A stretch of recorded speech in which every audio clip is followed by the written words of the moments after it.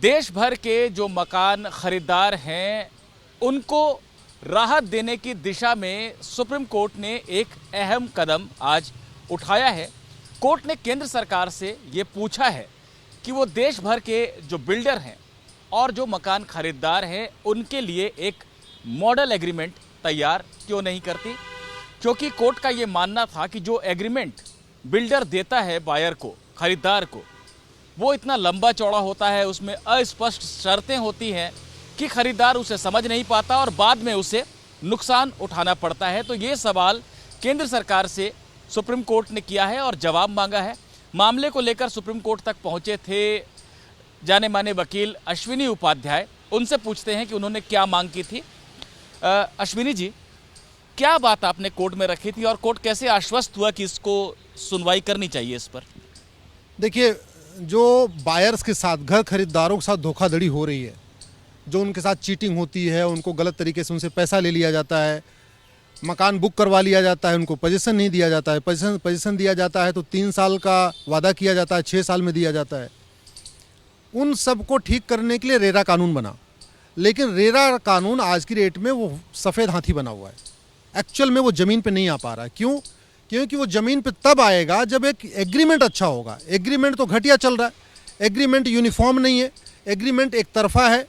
जो बिल्डर अपने एग्रीमेंट बनाते हैं वो 25-30 पेज का बना देते हैं, सारा अपने हिसाब से क्लॉजेज रख लेते हैं, बायर्स के लिए उसमें कुछ होता नहीं है। तो बाद में लोग जब NCDRC जाएंगे, हाई कोर्ट जाएंगे, सुप्रीम कोर्ट जाएंगे, तब भी उनको उतनी रिलीफ नहीं मिल पा रही है। लेकिन बिल्डर ये तो कह सकता है ना कि जो एग्रीमेंट बनाया वो तो आपको दिया, आप पढ़िए और उस पर साइन कीजिए। हाँ, तो उसी में तो दिक्कत आ रही है।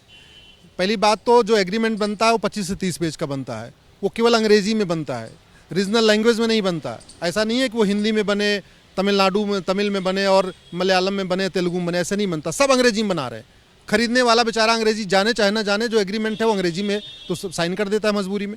दूसरी बात ये है, उसके जो क्लॉजेज होते हैं वो एक तरफा होते हैं। उदाहरण के लिए, अगर चेक बाउंस हो गया तो उसमें लिखा रहेगा हम आपसे 18% ब्याज लेंगे, लेकिन अगर हम पोजीशन देर में हुआ तब 18% देने का कोई क्लॉज ही नहीं होता।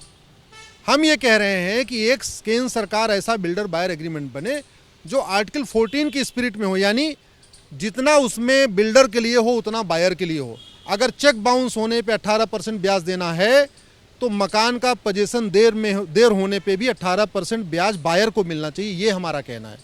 अच्छा अश्विनी जी, ठीक है, ये 18% वाली बात आपने कही और शायद 5% या उससे भी कम कई जगह होता है जहाँ पर कि बिल्डर कहता है कि अगर मेरी गलती है तो मैं ये दूंगा, और वो भी मिल नहीं पाता है। ये सब बातें आपने कोर्ट में रखी। लेकिन कोर्ट में पिछले साल सितंबर में ये मामला लगा था, तब कोर्ट ने कहा था हम देखेंगे, राज्य नियम बना सकते हैं या केंद्र बना सकता है। तो 1 साल करीब ये मामला टल गया। आज कैसे आप लोग आश्वस्त कर पाए कोर्ट को कि नहीं, केंद्र को ही ये नियम बनाने चाहिए? देखिए, रेरा में इनेबलिंग पावर है। पिछली बार भी कोर्ट को हमने बताया था, लेकिन उसमें कहीं थोड़ा बहुत कन्फ्यूज़न था कोर्ट के मन में, चूँकि ये जो विषय है कॉन्करेंट लिस्ट में है, समवर्ती सूची में है, और रेरा स्टेट पे भी लागू होता है, सेंटर पे भी लागू होता है। आज उसमें हमने जो सेक्शन उसका 40 है, 41 क्लियरली उसमें पढ़ाया, पढ़ के कोर्ट के सामने पढ़ा, और पढ़ने के बाद कोर्ट इस बात से आश्वस्त हो गया कि नहीं, सेंटर बनाए। और हमारा कहना क्या है, हम यूनिफॉर्मिटी की तरफ हम चाह रहे हैं, हम एक यूनिफॉर्मिटी चाहते हैं। हम चाहते हैं 1 नेशन 1 बिल्डर बायर एग्रीमेंट, ऐसा एग्रीमेंट जो लद्दाख, लक्षद्वीप, कच्छ से कामरूप तक यूनिफॉर्म हो। अभी क्या हो रहा है, वही बिल्डर अगर वो गुड़गांव में प्रोजेक्ट लॉन्च करता है तो उसका एग्रीमेंट अलग होता है, नोएडा में लॉन्च करता है उसका एग्रीमेंट अलग होता है, गाजियाबाद में लॉन्च करता है अलग होता है।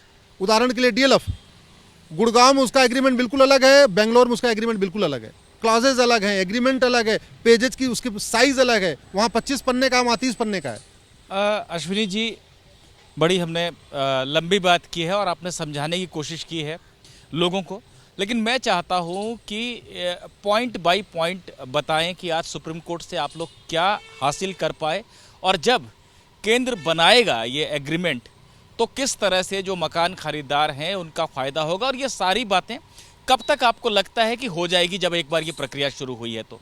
आज माननीय सुप्रीम कोर्ट में जस्टिस चंचूड़ की जो बेंच थी, वो आज उसने खुद भी किया कि बहुत अच्छा इशू है, अपनी तरफ से उन्होंने ये कहा भी कि बहुत अच्छा इशू है, बड़ा इंपॉर्टेंट इशू है। दूसरा, 4 हफ्ते का टाइम दिया है, बाकायदा एक डेट फिक्स करके किया हुआ है, रिटर्नेबल रखा हुआ है, हमें दस्ती इशू किया है और हमें आज ही अभी ऑर्डर जैसे अपडेट होगा हम तुरंत सेंट्रल गवर्नमेंट को सेंट्रल एजेंसी में जाके पिटीशन की कॉपी भी दे के आएंगे, इसलिए हम इंतजार कर रहे हैं। तो आज कोर्ट का जो मूड लगा कि कोर्ट भी इसको जल्दी से इस पर कुछ करना चाहती है, नहीं तो एक डेट फिक्स करना और 4 हफ्ते के अंदर जवाब मांगना जनरली ये कम केसों में किया जाता है। दूसरी बात ये, इसका फ़ायदा आप क्या देखो, पहली बात तो हमारा ये कहना है कि पहली हमारी मांग सेंट्रल गवर्नमेंट एक स्पष्ट साफ शब्दों में, कम शब्दों में, कम पेजेज में एक एग्रीमेंट बनाए। ये 25-30 पेज का पढ़ने वाला आदमी कोई पढ़ना नहीं चाहता, वो बहुत हल्का किया जा सकता है। मेरा अपना मानना है कि 6 से 8 पेज के एग्रीमेंट आराम से बन सकता है और दुनिया के कई देशों में चल रहा है। हमारी जो दूसरी प्रेयर में हमने सारे राज्यों को पार्टी बनाया है, सारे चीफ सेक्रेटरीज को पार्टी बनाया है पूरे देश भर के, उसमें हमने कहा है कि सेंट्रल गवर्नमेंट, सुप्रीम कोर्ट इन राज्यों को ऑर्डर करे कि वो जो अलग अलग वहाँ हर राज्य में अलग अलग चल रहा है, बिल्डर बायर एग्रीमेंट चल रहा है, पहली बात तो राज्यों ने बनाया नहीं है, लेकिन जो उन्होंने बिल्डर के एग्रीमेंट को ही अप्रूव कर रखा है वो ख़त्म हो जाए। वो सेंटर वाला जो एग्रीमेंट है उसी को ही सारे राज्य लागू करें, सारे बिल्डर उसको इन्फोर्स करें। उसका फ़ायदा ये होगा, पहली बात जो ये वन साइडेड सिस्टम चल रहा है, धोखाधड़ी चल रही है, सब खत्म होगी। आज भी क्या हो रहा है, आज के ज़माने रेरा के लागू होने के बावजूद ज़मीन का पूरा क्लियरेंस नहीं होता, पूरा उसके कागज़ ओके नहीं होते, इसके बावजूद पोजीशन वो लॉन्च कर दी जाती है, एडवांस बुकिंग ली जाती है, जबकि होना ये चाहिए कि आपके सारे क्लियरेंस हो जाएं, उसके बाद आप लॉन्च कर सकते हैं, जब आपका नक्शा भी पास हो जाए तब। क्योंकि क्लॉज गलत बने होते हैं, तो जब खरीदार कहीं दावा करने जाता है एनसीडीआरसी में तो उसका दावा जो है वो दम उसमें नहीं आ पाता है।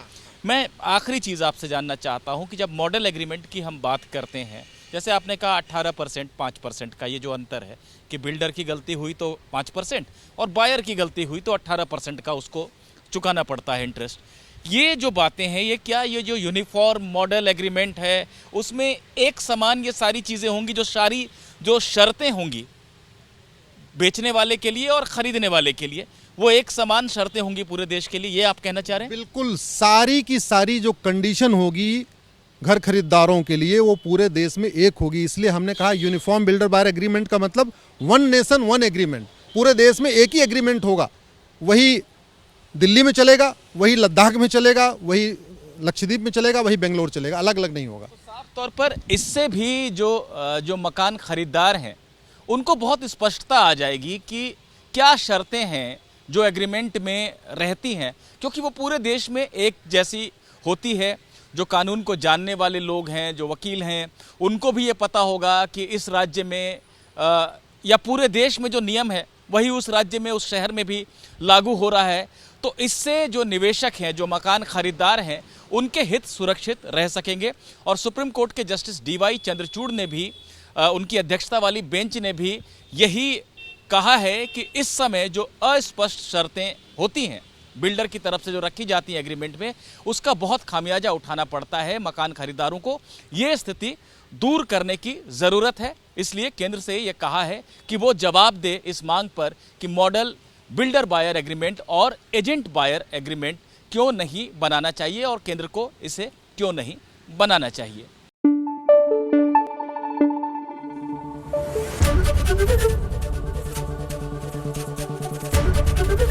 एबीपी न्यूज आपको रखे आगे।